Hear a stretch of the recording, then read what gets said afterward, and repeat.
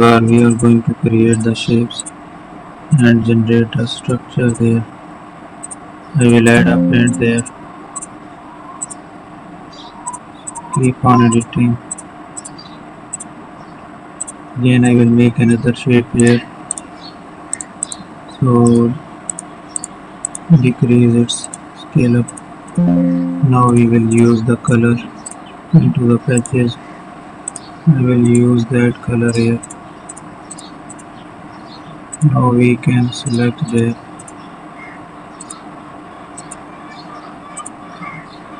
Here is another option. We have to use it.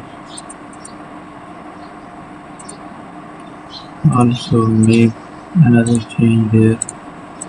Let's fill up with the colors.